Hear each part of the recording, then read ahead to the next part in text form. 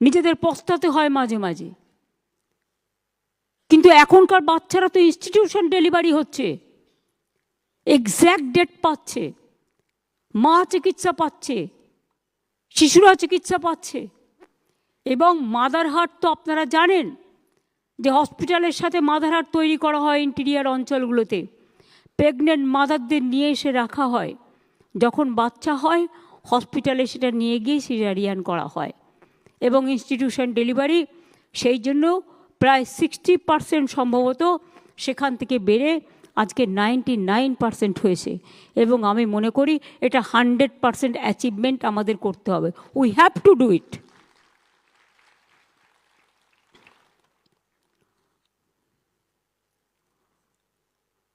এবং আপনারা এত ভালো কাজ করেন বলেই আপনারা হার্ট অপারেশন, আমাকে যে যতই বিদেশ দেখাক, আমি মনে করি আমার দেশে যা আছে, বাংলার যে মেধা আছে, বাংলার যে প্রতিভা আছে, বাংলার যে নলেজ আছে, বাংলার যে ইনফ্রাস্ট্রাকচার আছে, সেটা আমাদের থেকেই কিন্তু ওরা ধার নেয়। এবং আমরা কখনো কখনো ধার নিই। ভালো কাজ সবসময় ধার নেওয়া উচিত, কিন্তু এটা ঠিক যে এমনি দয়া করে কেউ কাউকে নেয় না।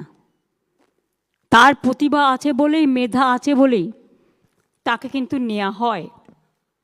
সরকারি ডাক্তারদের রিটায়ারমেন্ট এজ আপনারা জানেন 60 থেকে 65 বছর হয়েছে। Already junior doctor, intern, house staff, PGT এবং পোস্ট ডক্টর ট্রেনিং, জিডিএমওদের স্যালারি দ্বিগুণের বেশি বৃদ্ধি করা হয়েছে। ডাক্তারদের জন্য আরজিকর পিজি মিদনাপুর মেডিকেল কলেজেও হস্টেল তৈরি করা হচ্ছে। লেডি ডাক্তারদের জন্য 150 কোটি টাকা দিয়ে 5টি হস্টেল তৈরি করা হচ্ছে। এছাড়াও কয়েকটা জায়গায় হস্টেলের অবস্থা খারাপ। আমি ন্যাশনাল রুরাল হেলথ মিশন থেকে হস্টেলগুলো বলবো করে দিতে। এবং প্রাইমারিতেও যারা রেসিডেন্সিয়াল ডক্টর থাকে বা বিএমওএইচরা থাকে, সেই সব হস্টেল, সেই সব জায়গাগুলো টেক ওভার করো। এবং আস্তে আস্তে এক ফেসে তো সব হতে পারে না। টাকা পয়সা অনেকটাই বন্ধ করে দেওয়া হয়েছে আমাদের। 1,75,000 কোটি টাকার উপর আমরা পাই আমাদের পাওনা টাকা। আর আমরা নতুন করে ট্যাক্স তুলতে পারি না, কারণ এখন একটাই ট্যাক্স, জিএসটি ট্যাক্স। এই ট্যাক্সটা তুলে সেন্ট্রাল আমাদের যেটা ভাগ দেওয়ার কথা সেটা কিন্তু আমাদের ভাগ দেয় না। তা সত্ত্বেও আমরা চেষ্টা করি করবার। আমাকে গ্রিভ্যান্সেস সেল কয়েকটা সাজেশন দিয়েছেন। একটা হচ্ছে ইন্টিগ্রিটি অফ ইউনিভার্সিটি এক্সামিনেশন, এটা অলরেডি চালু হয়েছে এবং আমার মনে হয় এতে আপনাদের মর্যাদা বাড়বে, মর্যাদা কারো ক্ষুণ্ণ হবে না। আপনারা ভালো করে পড়াশুনো করে একদিন বিশ্বের মাঝারে সেরা ডাক্তার তৈরি হবেন। এবং আমরা এটা চাই, আপনারা আমাদের গর্ব, গর্বের বাংলা, গর্বের বিশ্ব বাংলায় পরিণত হোক। এটা আমি অলওয়েজ চাই, এটা আমার মনের স্বপ্ন, এটা আমরা কন্টিনিউ করব। আমি সব প্রপোজাল মানতে না পারলেও সিম্প্যাথি তো আমার নিশ্চয়ই আছে।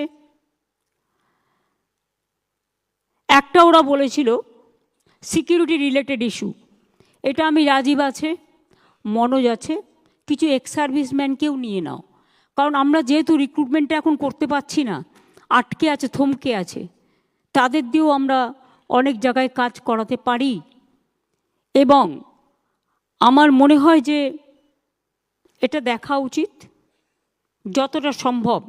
পুলিশকে আরেকটু ভিজিল হতে হবে, মোবিলিটি বাড়াতে হবে। দরকার হলে মোবাইল ভ্যান বেশি করে বাড়িয়ে দাও। আগে পুলিশ 3-4 বার রাস্তায় টহল দিত, ইদানিং একটু দেখা গেছে ক্রাইম যারা করে cyber crime is a dangerous crime. তুমি মোবাইল দিয়ে ঘুরলে হবে না, তোমাকে স্পন্টেনাস বুদ্ধিটাকে কাজে লাগাতে হবে। You have to be very tactful. এবং তোমাকে পুলিশকে সাইবার ট্রেনিং দিতে হবে। আর সিভিককে 10% আমরা যাদের বলেছি কনস্টেবল করব, রিজার্ভেশন করা হয়েছে না, 20% এরকম কিছু একটা আছে, তাদের কিন্তু ট্রেনিং দিয়ে, they have to be trained. সুতরাং তাদের আমরা ট্রেনিং দিয়ে যদি হোমগার্ডে পরিণত করতে পারি, তবেই তারা কিন্তু ব্যাপারটা বুঝবে।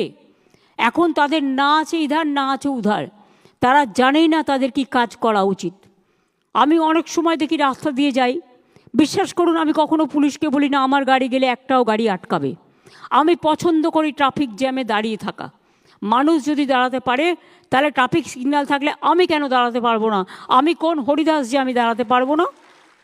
আমি এটা পছন্দ করি। কিন্তু কেউ কেউ মনে করে এই তুমি চলে যাও, এই ওদিকে চলে যাও। আমার ভালো লাগে না। আমি বলতে বলতে ফেড আপ হয়ে যাই। আমি মনে করি গতি চললে, গাড়ি চললে তবে মানুষের গতি এগিয়ে যায়। একজন ভিআইপি যাবে বলে অন্য গাড়িগুলো বন্ধ করে দিয়ে মানুষের 1 ঘন্টা 2 ঘন্টা লেট করে দেওয়া, তাদেরও অনেক কাজ থাকে। মনে রাখবে আমরা গ্রিন করিডর করার প্রয়োজন পড়ে না যদি আমরা ঠিকমতো এটা করি। কোনো ভিআইপি জন্য গাড়ি বন্ধ থাকবে না। অনলি একটা আমার মনে হয় যেটা ক্রসিংগুলো আছে, ধরুন একটা গাড়ি যাচ্ছে ইম্পর্টেন্ট, 2টো ক্রসিং, ওই ক্রসিং দিয়ে ঢুকে যাতে অ্যাক্সিডেন্ট করে দিতে না পারে। আজকালকার দিনে অ্যাক্সিডেন্টটাও বেড়ে গেছে, সেই জন্য সঠিক পদক্ষেপ নেওয়ার প্রয়োজন আছে। সেফ ড্রাইভ সেভ লাইফটা ভালো করে করতে হবে। এবং ওই গলির কর্নারগুলোতে ওয়াচ টাওয়ার লাগাও। দরকার হলে এমপিদের বলো, এমএলএদের বলো, এমপি ল্যাডের টাকা দেবে, এমএলএ ল্যাডের টাকা দেবে, তাদেরও তো একটা সামাজিক কন্ট্রিবিউশনের ব্যাপার আছে। আমি নিজে এটা করি।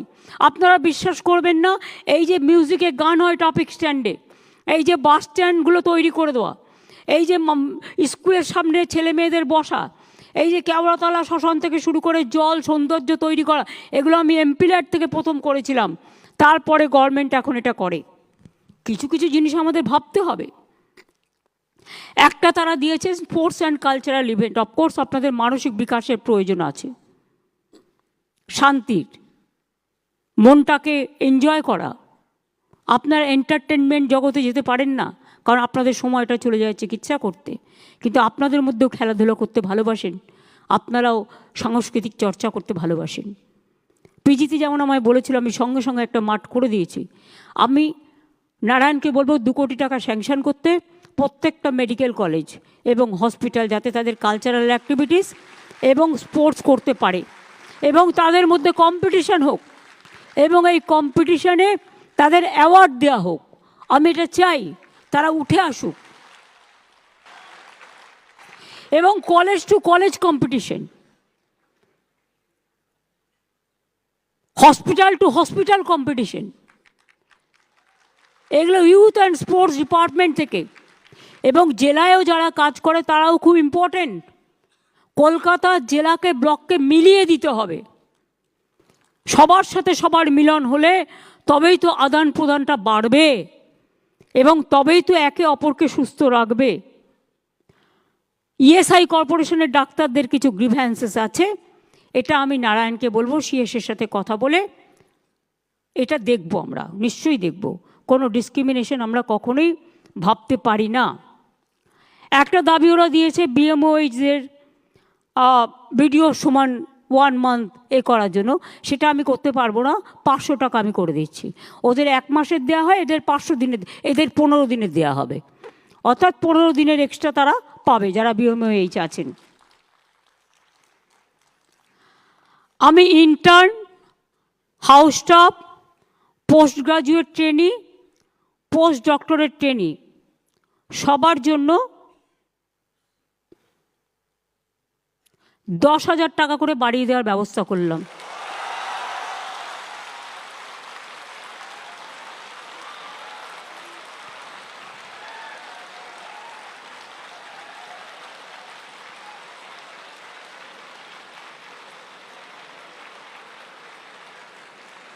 সিনিয়র ডাক্তাররা যেমন চিকিৎসা দেয় হাতে কলমে শেখান,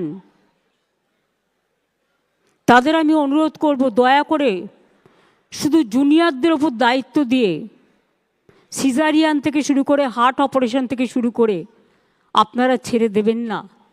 আপনারা মিনিমাম 8 ঘন্টা সরকারি পরিষেবা দিন, তারপরে প্রাইভেট প্র্যাকটিস করুন, আমার আপত্তি নেই। আমি 20 কিলোমিটারটা 30 কিলোমিটার করে দিচ্ছি, কারণ কলকাতায় 30 কিলোমিটারের মধ্যে অনেক হসপিটাল আছে। করুন না, কে বারণ করেছে? কিন্তু 8 ঘন্টা সরকারি পরিষেবা দেওয়ার সময় প্লিজ দয়া করে যাবেন না। আপনার যদি কোনো আর্জেন্ট রোগী দেখার কাজ থাকে, তখন যদি কোনো অপারেশন করার থাকে সিরিয়াস, আপনি হসপিটালে ডেকে নিন না। কী অসুবিধা আছে? হসপিটালে একটু ইনফ্রাস্ট্রাকচার রেডি আছে। কিন্তু সরকারি পরিষেবাটার সময় প্লিজ দয়া করে আপনাদের কাছে আমরা কৃতজ্ঞ থাকব যদি এইটুকু সেবা দেন। মানুষ চিরকাল বাঁচে না, মানুষের কৃতিত্ব বাঁচে। মনে রাখবেন, একটা মানুষ একটা ডাক্তারকে বাড়ির লাউটা হলে দিয়ে যায়, বাড়ির কুমড়োটা হলে দিয়ে যায়। কেন দেয় জানেন? তারা আপনাদের ভগবান মনে করেন।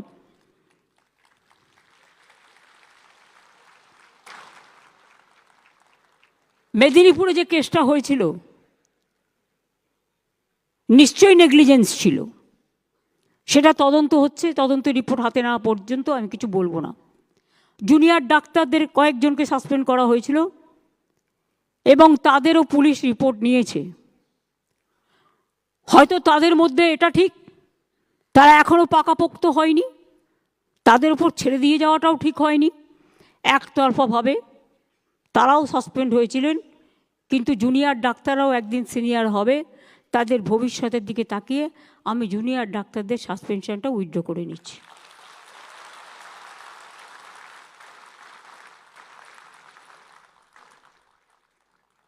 আমরা আগেও জুনিয়র এবং সিনিয়র রেসিডেন্ট যারা ছিল তাদের স্যালারি আমরা বাড়িয়েছিলাম, বাট আরও কিছু বাড়ানো দরকার।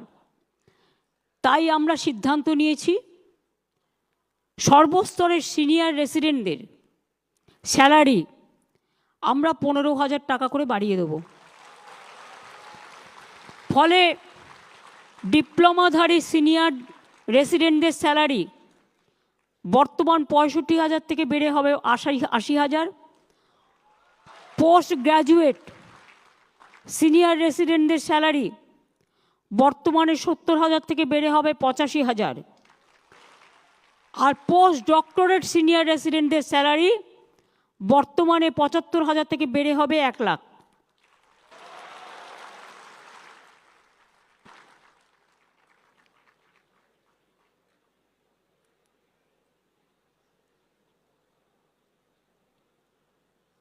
আর intern house staff, post graduate training, post doctor training সবার জন্য 10,000 টাকা করে বাড়ানো হবে।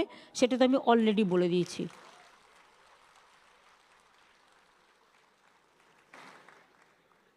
আর কিছু নেই তো পয়েন্ট। সাইডটা আমরা দেখে নেব।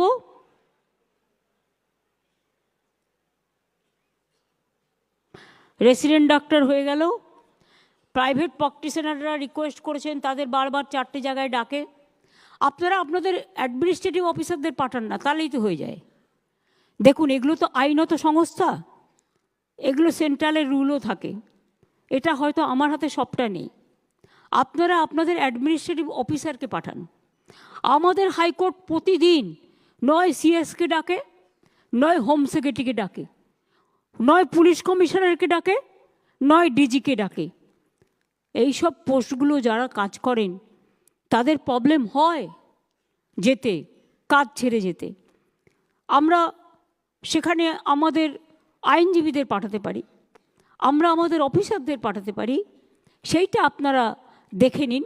সেটা একটা যদি প্যাচ আপ করে প্ল্যান করে করা যায়, যে সিও যাক বা এমডি যাক বা তাদের কোনো যে পার্সোনাল অফিসার আছে তিনি যাক, সেটা হসপিটাল অথরিটি ঠিক করবে।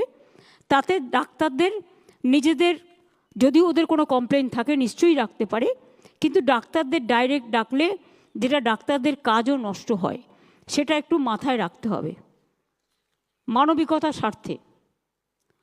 কাজেই আমার মনে হয় আপনারা ভালো করে কাজ করুন, সুন্দর করে কাজ করুন। আমি এটুকু নিশ্চয়ই বুঝব যে আপনারা ভালো করে কাজ করলে আপনাদের কোনো দিন কোনো অসুবিধা হবে বলে আমি মনে করি না। কারণ আমাদের সরকার রাজনীতির ঊর্ধ্বে উঠে ডাক্তারদের এই পরিষেবাটাকে সম্মান করে এবং শ্রদ্ধা জানায়।